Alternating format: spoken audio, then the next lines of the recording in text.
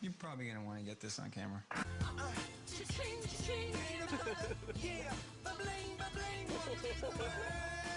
And I read the script, and I got about 25 pages in. I lost my mind. I called my agent and said, please, you have to get me in. I don't want to do it. Dude, I don't want to do it. Okay, are you ready? Come on, do it. Give me a countdown. I will, I promise.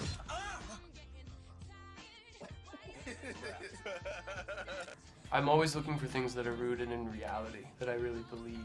And I don't expect those things to be really supernatural stories. But I think that's exactly what Chronicle is. I think it's a supernatural story that's completely rooted in reality and that I completely believe. Watch this. Dude, holy crap!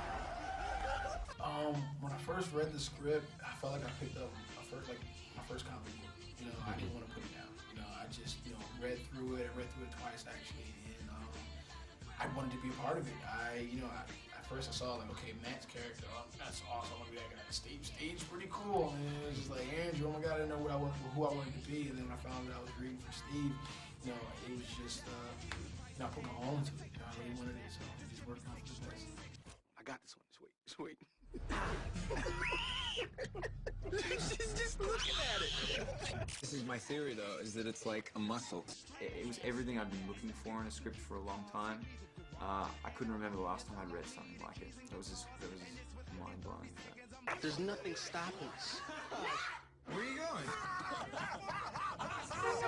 It was a lot of responsibility, I'm in almost every single scene of the movie, and there's such an extreme arc to Andrew and Andrew is involved in so many different aspects of the movie that I really wanted to make sure that Andrew's story was being told the way that I imagined it and how I wanted to kind of create the performance, and a lot of that performance is done through the camera work, which I wasn't necessarily controlling. So I was having a lot of conversations with a lot of people and juggling a lot of things while making the movie, and it was all those different aspects that was probably the most challenging.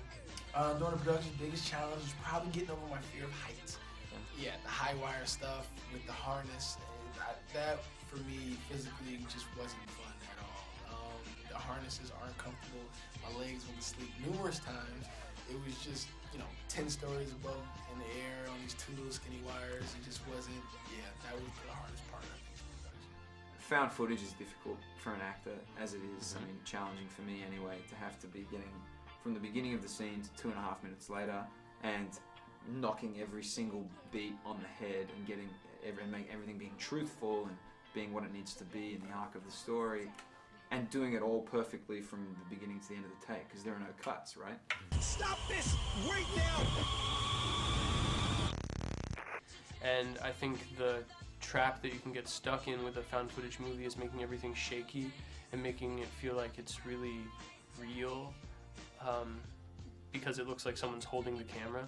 And I think what Josh has done a really good job of is motivating every camera shot in our movie to come from an actual source, but not necessarily come from someone with shaky hands, but come from someone with steady hands or someone with an iPhone. And I think the movie looks really great, and I think that the movie is still shot from that found footage aspect, but really lets you peer in and feel like you're a character in the movie. And you really care about the characters.